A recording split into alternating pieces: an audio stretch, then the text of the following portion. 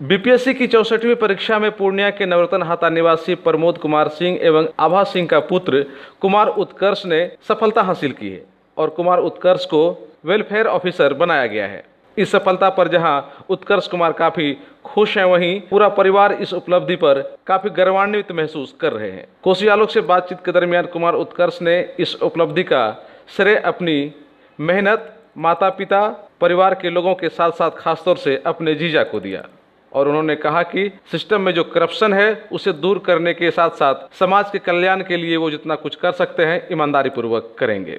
इस बार मैंने 64वीं बीपीएससी प्रथम प्रयास में क्वालिफाई किया 785 रैंक पे और मुझे SC/ST वेलफेयर ऑफिसर का पद मिला है।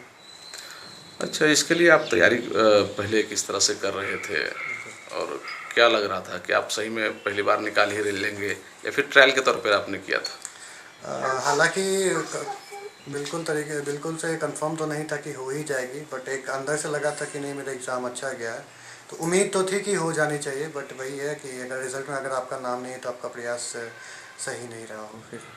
और इसकी पढ़ाई अगर मैं 2018 में मैं दिल्ली गया और वहाँ पे मैंने सिविल सेवा की तैयारी शुरू कर दी थी और साथ साथ मैंने बीपीएससी की एग्ज़ाम देते था और यहाँ पे मैंने पहले प्रयास में दिया और बीपीएससी के लिए मैंने अलग से कुछ नहीं किया, बस जो बेसिक्स हमारी एनसीईआरटी की किताबें हैं उन्हें मैंने बार बार पढ़ा। करंट अफेयर के लिए 2-3 मैगजीन्स पढ़ा और साइंस एंड टेक के लिए अपने लूशन मैंने पढ़ा और 20 क्वेश्चन जो मैथ्स के आते हैं उसमें मैंने थोड़ी प्रैक्टिस कर ली थी क्योंकि ये आपको मार्क्स फैच करते हैं। तो प्रीलिम्स के लिए मेरी इतनी ही स्ट्रैटेजी रही थी और मेंस का मैंने GS 1, 2 और ऑप्शनल जो कि मेरा साइकोलॉजी था उसके लिए मैंने कहीं कोचिंग नहीं लिया, मैंने उसकी तैयारी खुद से ही की। मैंने एनसीईआरटी से नोट्स बनाए, मैंने प्रीवियस पेपर को एनालाइज़ किया, फिर उस पर अपना नोट्स बनाया और अपने से प्रैक्टिस किया और मेरे जो वहाँ पे सीनियर्स थे उन्होंने मुझे गाइड किया मेरे आंसर्स को इवैल्यूएट करने में।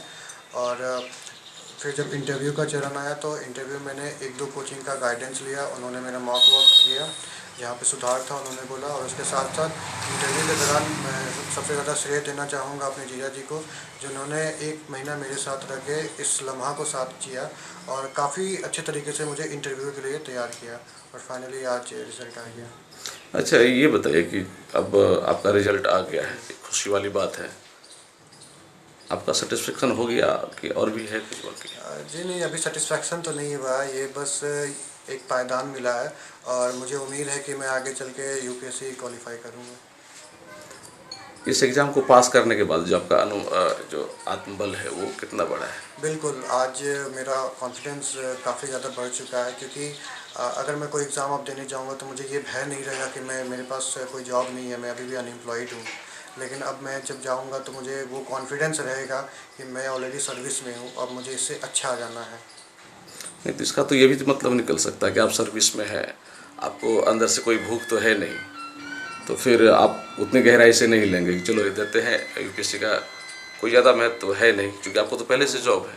जी। लेकिन जिनको जितनी भूख रहती है तो वो उतना बेचैन रहता है खाने के लिए। आपकी तो भूख ख़त्म हो गई तो फिर यूपीएससी आप लगता है कमज़ोर पड़ जाएगा? मुझे नहीं लगता क्योंकि मैं अपना गोल सेट करके यूपीएससी ही गया था और अंतिम गोल भी मेरा वही है कि मुझे यूपीएससी क्वालिफाई करना ही है। और इसको मैं इस तरीके से लेता हूँ कि ये मुझे मोटिवेट करेगा कि अब मेरे पास कोई भय नहीं रहा। अब मुझे ये डर नहीं है कि मेरा एग्ज़ाम नहीं निकला तो मुझे फिर से तैयारी करनी होगी, मैं अनएम्प्लॉयड रह गया। अब मुझे वो भय नहीं, मैं ऑलरेडी सर्विस में आ चुका हूँ, मुझे मोटिवेशन मिलेगा, वो मुझे एनर्जी देगा कि अब बिना भय के तैयारी करो और बेहतर तैयारी करो कि अब आ गए हो तो अब इससे ऊपर जाना है। अच्छा, तो क्या लगता है कि इसका मतलब है कि जो आदमी तैयारी करता है, जिनके पास पहले से अगर जॉब नहीं है तो वो अंदर से डरा हुआ रहता है? एक भय तो हमेशा रहता है क्योंकि ये लंबी प्रोसेस है। मैंने 2018 में ये परीक्षा लिखी थी, आज 2021 हो गई है, 3.5 साल हो गए मुझे इसके रिजल्ट आते आते। 3.5 साल में आपका एनर्जी थोड़ा ऊपर नीचे चलते रहता है और जो लोग जिनका नहीं होता है क्वालिफाई या जो मिस कर जाते हैं लिस्ट में, तो वो वापस से एनर्जी रीगेन करना, वो वापस से वो प्रक्रिया शुरू करना, वो बहुत ही टीडियस टास्क होता है किसी भी विद्यार्थी के लिए। भय तो नेगेटिव चीज़ है। थोड़ा भय नेगेटिव भी है और एक तरीके से ये पॉजिटिव भी काम करता है क्योंकि आपको अंदर से डर लगता है कि यार मैं अगर नहीं पढ़ूंगा तो मेरा नहीं सिलेक्शन नहीं होगा। तो ये जो चीज़ है ये आपको मोटिवेट भी करता है। तो एक ऑप्टिमम लेवल का भय आपके लिए इम्पॉर्टेंट है। अत्यधिक भयभीत भी नहीं हो जाना है। जैसे मुझे याद है कि मैं जब यूपीएससी के प्रीलिम्स देने गया था तो मैं काफ़ी ज़्यादा प्रेशर में आ गया था कि मैंने 1 साल पढ़ाई की है, नहीं होगा तो क्या होगा, और उस भय की वजह से मैंने अपने प्रीलिम्स ख़राब कर दी थी। तो वो उस बहुत बड़ी सीख थी कि भय होना चाहिए लेकिन अत्यधिक भय नहीं होना चाहिए। वो कहीं क्षति नहीं पहुंचे उतना नहीं होना उतना चाहिए। नहीं होना चाहिए, थोड़ा तो ज़रूरी है क्योंकि फिर आप पढ़ोगे नहीं। अब तो आप जॉब में चले जाएंगे तो फिर यूपीएससी निकालने के लिए तो जितना पढ़ने का टाइम आपको चाहिए उतना तो मिलेगा नहीं। जी बिल्कुल, उतना टाइम नहीं मिलेगा, बट क्योंकि मैं 2-3 साल से इस प्रक्रिया में ऑलरेडी हूँ, तो मुझे पता है मुझे क्या पढ़ना और क्या नहीं पढ़ना है। इनिशियली समय लगता है आप जब इस प्रोसेस को में आते हैं, बट आज काफ़ी चीज़ों सेग्रीगेट है, मुझे पता है मुझे क्या रिसोर्सेज लेने हैं, क्या क्लासेस करना है या फिर कौन किस पे कितना टाइम देना है। तो उस हिसाब से मैं अपना मैनेज तो कर सकता हूँ। वेलफेयर का पोस्ट आपको मिला है, क्या लगता है कि क्या क्या प्रॉब्लम है उस क्षेत्र में? कि मुझे लगता है कि सबसे बड़ा जो है प्रॉब्लम वेलफेयर डिपार्टमेंट में ये करप्शन का, क्योंकि जो भी अलॉटमेंट आती है और मैंने अपने काफ़ी मित्रों से और सीनियर से बात किया, वो उन्होंने ये बताया कि करप्शन बहुत ज़्यादा इस डिपार्टमेंट में होता है। तो मैं कोशिश करूँगा कि अपने लिहाज से कि ये चीज़ आगे ना हो, मैं जब भी ज्वाइन करूँ या जिस भी पोस्ट पे रहूँगा, और वही कोशिश करूँगा कि आसपास पॉजिटिव फोर्स बनाने का, और मैं अपने जो भी सहपाठी होंगे उनको भी मोटिवेट करूँगा कि हमें अच्छा करना और हमें उन लोगों के लिए काम करना। हम यहाँ अपने लिए नहीं चुने, हम नागरिक की सेवा करने के लिए आए हैं, तो हमें वही फोकस करना है। ऐसे तो आपको किसी ने कह दिया, आपके दोस्तों ने, कि उसमें करप्शन बहुत है और आप मान भी गए? नहीं, मान नहीं गए, क्योंकि काफ़ी ज़्यादा हमने भी न्यूज़ में आप ही लोग से सुना है, काफ़ी ज़्यादा न्यूज़ में भी आती रहती है कि इस डिपार्टमेंट में ये होती है, वहाँ पे होती है। तो मुझे लगता है कि कहीं ना कहीं अगर इसमें सत्य होगा तभी हम न्यूज़ में देख रहे हैं। आप पे भी आरोप लग सकता है कि तभी सही से काम करें। बिल्कुल बिल्कुल, वो तो आरोप तो आप किसी भी लगता है, लेकिन अगर मैं अंदर से सही हूँ तो मुझे डरने की ज़रूरत नहीं होगी। तो बाकी जो आरोप जिन पे लगता है करप्शन का, तो आपको क्या लगता है कि कहीं ना कहीं सही है उसमें? सही भी हो सकता है, नहीं भी हो सकता है। अगर देखिए दोनों चीज़ है कि अगर नहीं, आप आपने तो अभी कहा कि करप्शन के बारे में आपने काफ़ी सुना है, तो सबसे पहले आप उसको दूर करने की कोशिश करेंगे। इसका मतलब ये हुआ कहीं ना कहीं आप मान चुके हैं करप्शन है। अब कहीं ना कहीं डिपार्टमेंट में जितना मैंने सुना है, कहीं ना कहीं कुछ तो करप्शन है बिल्कुल, और मैं डिनाई नहीं करूँगा इस फैक्ट को। तो मैं अपने स्तर पे कोशिश करूँगा कि ये आगे ना बढ़े। आप एक सरकारी कर्मचारी हैं, आपको पॉलिटिकल लोगों के अंदर में काम करना पड़ेगा, और पॉलिटिकल लोगों को ज़रूरत होता है पैसों का। जी बिल्कुल। वो आपको कहेंगे कि नहीं, आप गलत, ठीक है, अपने लिए नहीं करना है, लेकिन मेरे लिए तुम करके दो, फिर क्या करेंगे आप? जी, उसके लिए अगर मैं बताऊं तो भारत का संविधान ने उतना हमें पावर दिया है कि आप किसी भी पॉलिटिकल प्रेशर के अंदर काम नहीं कर सकते। अगर और जो माननीय न्यायाधीश है सुप्रीम कोर्ट, उन्होंने उनकी भी एक जजमेंट में बताया था कि अगर ऐसा कोई पॉलिटिकल प्रेशर आता है तो आप उनसे लिखित में मांगो। अगर वो लिखित में दे रहे हैं तो बहुत अच्छा, नहीं दे रहे तो फिर आप उस पर काम नहीं करो। तो उनका मैं कोशिश करूँगा यूटिलाइज़ करूँ। जो प्रेशर सब जगह होता है, बट आप कैसे उस प्रेशर को हैंडल करते हो वो इम्पोर्टेंट है। ये तो उसके लिए तो फिर पॉलिटिकल लोगों के पास ये भी पावर होता है कि आपका जिस पोस्ट पे है आपको सेंटिंग में डाल देगा। कोई बात नहीं, मैं उसके लिए रेडी हूँ, लेकिन मैं अपना कर्तव्य तो पूरा करूँगा। आप काम करेंगे, बिल्कुल। लेकिन आपका फिर तो जो आपका एक लक्ष्य है कि सामाजिक लोगों के लिए काम कर पाएँ, तो फिर सेंटिंग में डाल देगा तो आप तो काम नहीं कर पाएंगे। मैं कोशिश करूंगा कि अपना पक्ष रखूं, जो मेरे सीनियर्स ऑफिसर होंगे उनके सामने मैं अपना पक्ष रखूंगा। और मुझे पता है कि हर डिपार्टमेंट में लोग अच्छे होते हैं, और अगर मैं अच्छा काम कर रहा हूं तो सरकार मुझे उसकी ज़रूर सहायता करेगी उसमें। कभी कभी ऐसा समय आएगा जो विधायक के लिए पढ़ाई का कोई मापदंड नहीं होता है। वैसे आप पढ़े लिखे लोग हैं, और वैसे लोग जो पढ़े लिखे नहीं हैं वो आपको आदेशित करेंगे जी। और वो अपनी इच्छा के मुताबिक काम करने के लिए आपको कहेंगे, तो आपको ये बुरा लगेगा कि चलो ये पढ़ा लिखा आदमी नहीं है और इस तरह से हमको कह रहा है?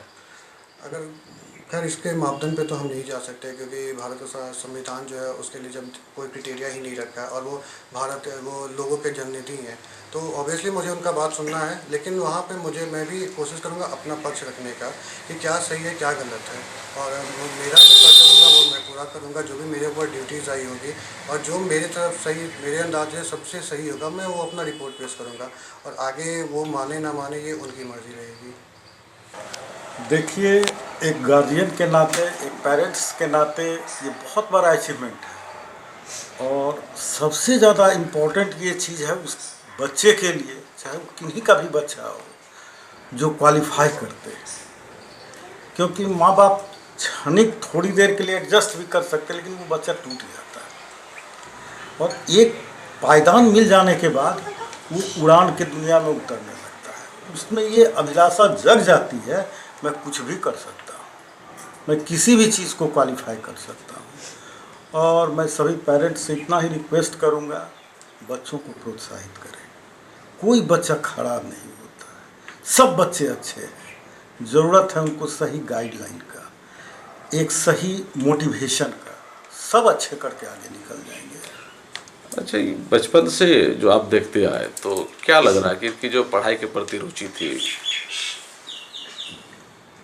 एवरेज में ये थ्रू आउट जो है मैट्रिकुलेशन हुआ, उसके बाद +2 हुआ, प्लस इंजीनियरिंग किया, ये मोर देन 80% में ये हमेशा रहा। तो सबसे बड़ी बात थी कि जो इस लेवल पर है तो कहीं ना कहीं उसके अंदर में पढ़ाई की एक क्षमता है, लेकिन आफ्टर इंजीनियरिंग जब एक्चुअली इसको बेनिफिट किया यूपीएससी का तैयारी, आजकल के जो यूपीएससी लेवल्स के जितने भी एग्ज़ाम्स कहीं भी हो रहे हैं किसी भी स्टेट में, ऑलमोस्ट वो अडॉप्ट कर रहे हैं यूपीएससी पैटर्न को। और ये सही बात है कि 2 साल से दिल्ली में यूपीएससी की ही तैयारी कर रहा था। हम लोग ही कहे कि बीपीएससी तो लक लेबर चांस, तैयारी करके किसी भी चीज़ में होता है तो उससे तुमको पता चलेगा कि तुम्हारा लेवल कहाँ पहुँचा है, अपने अंदर में क्या तुमको कॉन्फिडेंस आता है। और इत्तेफाक कहिए या आप लोगों की ही दुआ कहेंगे। सर ये बताइए कि कभी आपको इनको पढ़ने के लिए डांटना भी पड़ा? आज तक हम कभी पढ़ने के लिए किसी को कहते ही नहीं, जब दिल करे पढ़ लो बस, जब दिल करे। कोई ज़रूरी नहीं कि दिन में पढ़ना, नहीं मन कर रहा एकदम मस्ती करो, लेकिन रात में जिस टाइम में मन कर जाए तो जितने देर पढ़ो वो दिल से पढ़ो। सर चूँकि अब तो लोग जान गया कि आपके जो बेटे हैं उन्होंने बीपीएससी निकाल लिया है, एक अधिकारी बन गए हैं, तो लोग आपके पास भी आगे पैरवी करने के लिए, तो क्या पैरवी करेंगे आप? देखिए, गलत सही सब कुछ कहने के लिए आएंगे लोग आपके पास? सही का साथ हमेशा देना चाहिए, ये शुरू से हम लोगों का भी नेचर रहा है। जो सही है उसके लिए करो, सही के साथ रहोगे ऊपर वाला हमेशा दुआ देते हैं। गलत बहुत कम देर के लिए टिकता है। तो ये कैसे पहचानेंगे कि कौन सही है कौन गलत है? वो सब पता लग जाता है जब ये अपने जगह पर जाएंगे तो इन्वायरमेंट से ये चारों तरफ से देखें। जब कोई भी एक चेयरपर्सन होते हैं, जैसे आप हैं, आपको हर चीज़ का आइडिया कैसे लग जाता है, क्योंकि आप उस इन्वायरमेंट में रह रहे हैं, आपको आइडिया है, आप उससे जज कर लेते हैं, सेल्फ जज होता है। उसके बाद आप उस पर एक्शंस में आते हैं तो आपको क्लियरेंस मिल जाता है। वही बात है, जो भी आदमी जैसा भी है सही है, जितना भी गरीब का मदद कर सको उससे बढ़िया भला कुछ नहीं हो सकता।